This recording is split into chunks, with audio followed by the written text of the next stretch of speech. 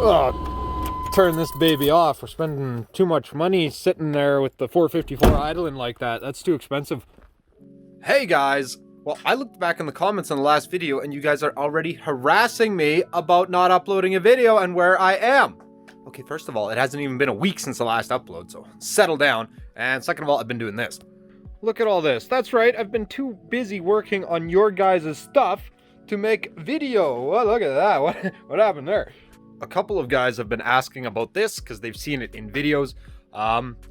Let's do an epic garage door reveal. We haven't done an epic garage door reveal in like 2 years. This one's gonna suck because we're having to do it going outside. But let's do it anyway. It's gonna suck, but let's have a look.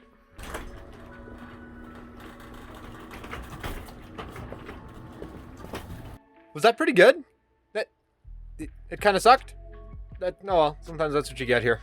Anyone who has followed this channel for any certain amount of time, it would have had to be of the course over a few years, knows that I don't keep trucks for long. I keep them for a year and a half max, and I end up getting rid of them for something else, mainly because I get bored of them. Yeah, so I always end up driving something different. Oh, except for we got old Whitey in the back of old Whitey here. Whitey Eternal, that thing, that work truck, she don't quit. We are not here to talk about this truck, however. We are here to talk about this truck. So I sold my Duramax maybe a month or so ago, maybe a little more than that, month and change. And I specifically sold it looking for this exact truck. I kind of have like this attraction to these OBS GMCs or OBS Chevys, and it's mainly because I grew up in the back of one just like this. Whether we were going camping, big long road trips, it was the whole family in the back of a truck just like the white one behind me. So my dad's truck was actually almost this exact same truck, different color interior. It was a standard transmission. It did not have a third door, but besides that, it was actually the exact same as this truck here. So my dad drove his K1500, a 98, to I think it was 700. He's probably gonna comment on this video because he watches these videos. He's gonna know. I think he drove it to 720,000 kilometers, and it was on the original motor, original transmission, a couple clutches. But the only reason we got rid of it at the time was because it had a fuel pump go. It was high mileage. Honestly, if I was 16, so I was not a mechanic. I would have just pulled that fuel pump out and we would have had a working truck again. So that truck went 700,000 kilometers and we just got rid of it over a fuel pump. The rest of the truck was in working condition and fair condition for the most part. So I have an affinity to these GMT series trucks, K1500s, K2500s of this era, because I grew up in one. So I love them. Even when I was with my sister and she hopped in this one with me and she's like, wow, it's like nostalgic a little bit. Because I mean, we've both been living out of the house now for over 10 years. So, and we haven't had that truck for longer than that. So it's kind of a weird feeling. So yes, the Duramax is gone and it got traded for that. Let's go and take a look at it. So this here is a 2000 GMC K3500, and it is indeed a dually as well. This being a 2000 means it's actually late production. You could already get the newer body style in the 2500 trucks. Oh, somebody's gonna rip me a new one. I forget if it was 99 or 2000. Okay, they came out with the 6-liter. I'm sorry, I forget. But you could already get the newer body style trucks actually just like through the bushes. You see that GMC over there? No, you can't see it? All right, well, whatever. You could already get the 6-liter in the 2500s. And the dualies, they went a little bit longer. So this is a very late build truck. It's got a little bit of body damage on it. Nothing too serious. We're going to get that fixed.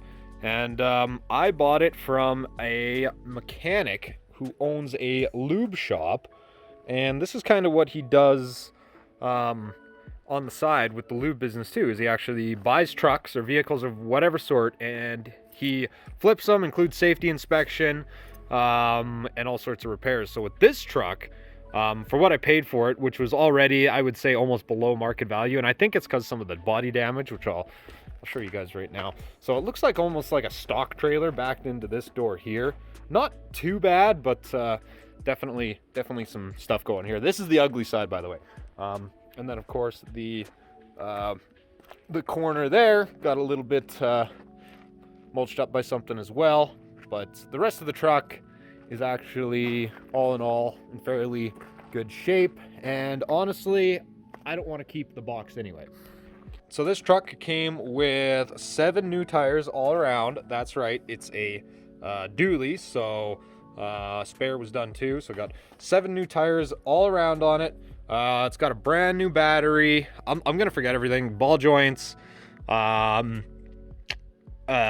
fuel pump, fuel lines, intake manifold gaskets, all new injectors. That's not even all of it. Came with a brand new windshield. I'm forgetting a bunch of stuff, but it had a bunch of work done to it, full service, so all new fluids throughout of it. Bought it that way.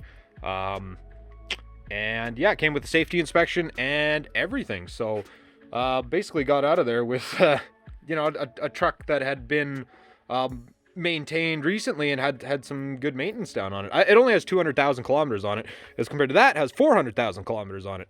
But let's go over it. Let's see what we got. We will start with the inside here, and then we'll go on to the motor. Pretty much standard for what you'd see in an SLE. It's got the power, everything. I've spent a little bit of time cleaning up this truck again. I got this thing for a steal of a deal. So it's got these wicked seats that Benjamin's all excited about, because these are some of the most comfortable seats you can get. It was a little dirty when I bought it, so like here you can see I spent some time and actually cleaned up all this stuff. And I did not bat on the seats. I'm gonna do them again, but I haven't touched that side over there. And you can see like right there, it's all dirty and muddy and stuff. And I've already cleaned this one, so I'm gonna do a little bit more touch up on it. But it actually ended up cleaning up really well. And then of course it's got the crew cab.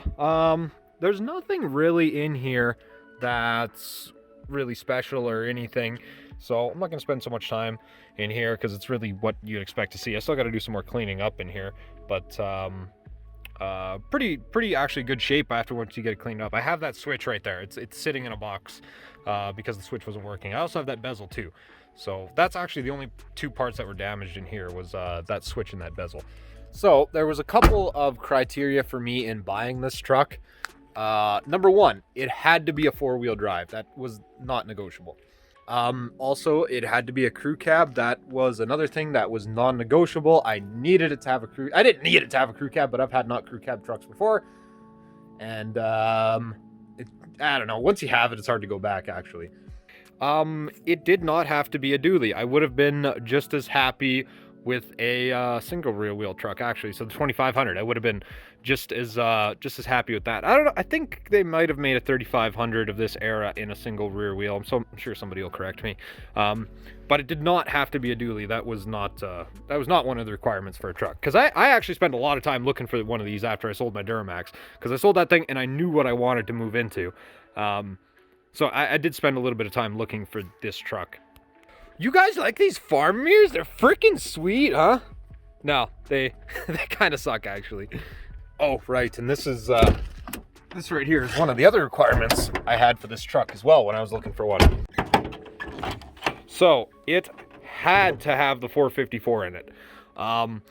That was something that was actually non-negotiable for me. I had to have the truck with the 454 in it. They had the 3/4 tons with 350s as an option. And really the only other option for a truck of this size in this weight range was a 6.5 GMC diesel. And I was not dealing with that 6.5. There's going to be guys who are like, oh, they're sweet. And okay, that's fine. If you like your 6.5, like, have at her. But the honest truth is, most of the time, there is nothing you can do to make that 6.5 like a really good engine. Sorry. So yeah, oh, there's our new battery. They also did the new air cleaner. And of course, Vortec, which was not a 100% requirement, but I really, really wanted one with a Vortec in it. So yeah, this truck is of course the 454 big block. So it took me a bit to find this truck, but I'm very glad that I did. And let's hop into it and fire it up. Yeah, I wouldn't even consider anything with a 350 in it, and if it didn't have the 454 in it, I wasn't even looking at it. Of course, it's got the crotch warmer there. Colton will be happy about that. But yeah, just a touch over 200,000 on it. That's a new key, so it's a little sticky. There's a bunch of stuff I want to do to this truck over the next year or so. Yeah, AC works. Actually, everything here works. This is from me, because anybody who has ever had one of these trucks knows that when this wiggles, you spill freaking pop in your vents, which is sweet. You're not going to really hear anything because this thing's all stock and it actually purrs along pretty quietly. Yeah, there she is, your 454 big block purring away. Oh, somebody already did, because this is one of the things I was going to do, was that somebody actually already put the 4-high wiring in it. So we got all sorts of lights in the front. Oh, turn this baby off. We're spending too much money sitting there with the 454 idling like that. That's too expensive. That's what that truck is all about. This is kind of an impromptu video because like I'm busy working on those things, but we got more videos coming up. I promise. There's hopefully we got a plan for this weekend here coming up. Hopefully everything goes through and you get to see some cool stuff. But I'm not gonna tell you what it is because I don't want to look like an ass-a-hole when it doesn't work. I think that wraps up this video. Why are you have not subscribed? If you like stupid, pointless videos like this, consider subscribing to the channel. Hit that like button down below. Tons of links for stuff down there in description. And yeah, we're going to be out here right away again. So see everybody very soon in the next one. I'll have more stuff between now and then probably. So bye, everybody.